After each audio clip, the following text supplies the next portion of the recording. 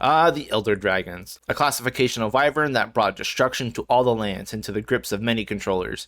They introduced some amazingly well-received fights, such as Old Gen Fatalis, Lao Shanlong, Gen Moran, again Moran, and Snorlax Magcar Go. But amidst all these fan-favorite monsters, a trio of Elder Dragons rose above them all. Introduced in second generation, we have Teostra, Teostra, and Teostra. Sentry mode activated. Target acquired. Hey there, hunters, and welcome back to another Monster Hunter retrospective brought to you by Sarah Symmetry and me. Today's topic of discussion here is the best Elder Dragon if you cover your eyes and don't look at Shagaru Magala, Nergigante, Kirin Electra, Nakarkos, Jet Magala, Velkhana, or anything else in this garbage bin. The Teostra, the good-to-be king manticore. Whilst not in as many games as some other monsters, Teostra has been a fan-favourite Elder since his introduction in 2nd Gen Monster Hunter, bringing along with it some new systems and mechanics that we've never seen before. While not related to the fight, I do want to just say how cool it was that it could cause weather effects when he entered the zone. It was quite a nice touch. But let's discuss the mechanics he brought in before we dive into more current iterations of the thing. See, Elder Dragons came equipped with auras, which were new and the key to their design in the encounters. Teostra's fire aura was just straight nasty. While it was active, it would constantly drain nearby hunters' HP, almost like Valhazak's Effluvium, albeit shorter range, and a lot more damage faster. It would also deflect pretty much any projectile besides Pierce ammo, Elemental ammo, and Dragon ammo. And by deflect, I mean straight up deflect. Bounce off, came back, hit you, caused stagger, and probably got your teeth kicked in as well. You could help mitigate the life loss from Teo's fire aura with the help of immunizers, which would regenerate the red portion of your health faster. And that was cool, I mean, because the health aura did, hurt a lot. But at least it didn't interrupt your combat flow by pushing you around and stuff. That would be terrible. What kind of dumb Elder aura is that? Good thing that doesn't exist. Teostra's aura could be stopped by a variety of methods, which were important to help you get more face time in. Poison, which is a highly neglected status I might add, actually completely removed auras from Elder Dragons, which is pretty crazy but a very cool touch. It's a shame there's not too many high tier poison weapons. We should definitely get some more poison monsters to flesh that out. Oh well. And then you could also head flinch, topple, and KO to temporarily shut down the aura, but poison was far more effective as it would linger for like a minute. You could apply poison build-up while the status was already active in older games, which was pretty huge. And lastly, if you broke the horns, he would be unable to use the aura at all, and that's a whole nother thing. Head staggers, horn breaks, and topples were the other key to these Elder Dragon fights. Head topples were mostly relegated to the Elder Dragons in the old generations of games, and it was one of the few ways you can actually get in and deal some serious damage to these monsters. So it was very important to be damaging the head as much as possible. On top of this, it allowed you to break the horns when their HP got below 60%, although this would change in the later generations down to 10%. Older Teostra actually had 2 horn breaks, which is why it was at like 60% and like 40% or something like that, and while the new Teos only had 1. Older Teostra could actually regrow his horns too if you let him fly away and regenerate his HP enough. It's super rare and pretty much had to be intentional, but could technically happen. Anyway, the head staggers, aura breaks, and horn breaks were just really good indicators of the current situation of the fight, as of course you had no health bars, but since you had fixed events at certain HP thresholds, you could get a general idea of where you at in the fight. Outside of his specific Elder Dragon mechanics, Teostra was just overall a very aggressive monster. It was full of some of the most annoying attacks in the game. Instant charges. Could have been worse though. Could have been flying all over the place out of reach, but thankfully Teo's a bit of a good monster, so he was mostly grounded. Not much else to say about this guy for his first generations of games though, so let's move on into the modern age. Let's move on to 4th generation. As I had mentioned, he did take a break in 3rd gen. For you, Teostra was special, I gotta say. Complete makeover. Teostra got a new aura that was pretty interesting since it meant he did have completely different active states. The fire aura, which deflected bullets, now only was attached to his head instead of the whole body, which meant hunters could utilize the back legs as a weak spot, which would also cause topples now. This was huge as hunters now had other zones to utilize and more freedom in which to engage this behemoth. His aura was also now only active when enraged, and Teostra could kind of double the enrage and become more explodey. He got like his big new aura. See, in the absence of 3rd generation, Blast Light became a thing, and so when Teostra came back in 4th gen, they gave him all the blasts in the world. Now when enraged, the entire area would glow red, and all his paw swipes and tail swipes would leave behind explosive tail dust trails that would slowly move around, and that stuff was nasty. And of course, who could forget the notorious Instant Supernova? Exclusive to G-Rank Teo and for you, being able to run up to you and immediately jump in the air and one-shot everything was his signature. It was on a 60-second timer from the moment he became enraged, This eventually would lead to the unbelievable situation of players actually bringing stopwatches to his fight. No joke, that happened. Thankfully, Teostra could be managed by mounts thanks to 4U. They also added mounting to the list of things that could break auras, and by extension the supernova timer. So in multiplayer, you would often like to bring one French player to make the fight just that little bit easier.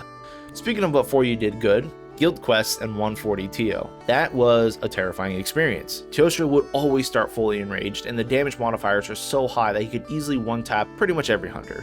On top of his speed and his insta charges, it was a death sentence if he ever pointed his head in your direction and you were already mid-animation for something else.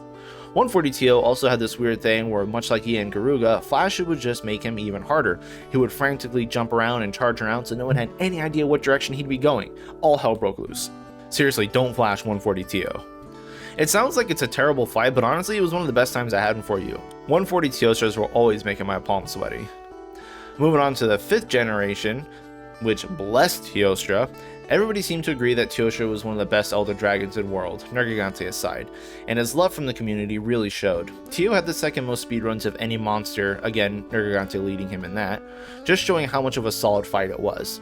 But what was weird to me was that Teostra was just so much easier in World that it was a little disappointing. And before I continue, look, I love Teo in World. I'm just saying, he was a cakewalk, and we will also talk about AT Teo, so bear with me. As we've mentioned before, 5th generation had this weird thing of slowing down monsters and giving way more opportunities for players to deal damage to them. Teostra and the other Elder Dragons were not excluded in these decisions. Teostra of course has his head topple after 2 staggers, but they made the threshold so low, only around 800 damage in base world, which was so easy to hit. You could easily chain together thresholds and lock the monster entirely so he would never be able to get up and fight. On top of this, players also had access to aerial dunks, which provided almost as much downtime, and the 10% horn break, granting another topple to the thing. Of course, if you let him get up and move around, he could be quite tricky and overwhelm you very fast, but even so, he wasn't unforgiving.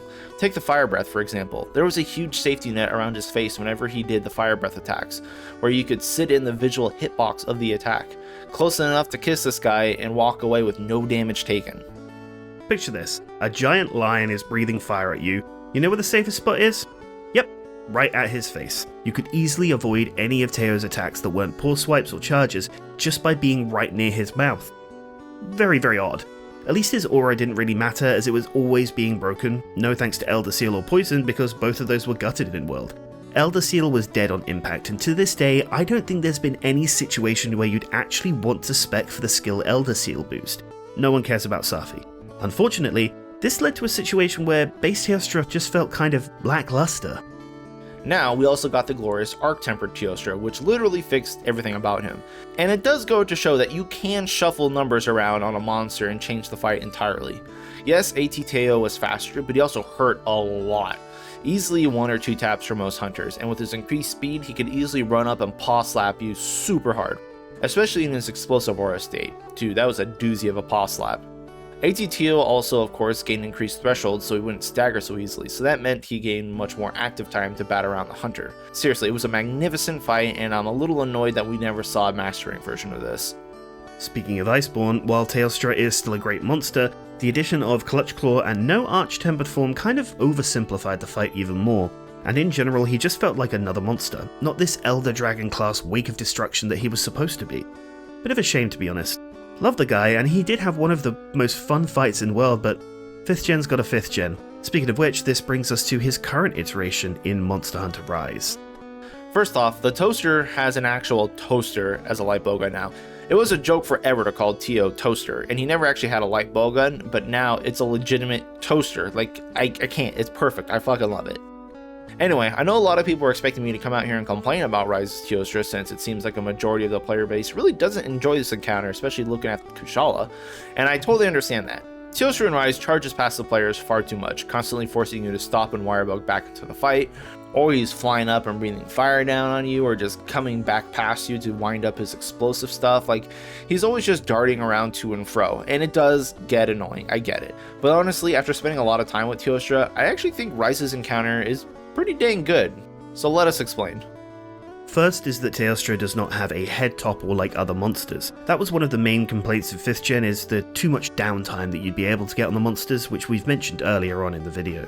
This almost appeared to be the case with Rise, as Elders now received an aura break. Essentially, when they hit their powered up state, or as their aura reached its final level, enough damage would lead to a huge backwards topple and tons of downtime. Think like Velkhana's ice armor when you break it in Iceborne. Now initially this did seem worrisome, as it was yet another way to lock monsters down and trivialize them on top of the other tools that we have already. But there's a key difference with this one. Teostra still does have a topple, but now it is only the aura break topple.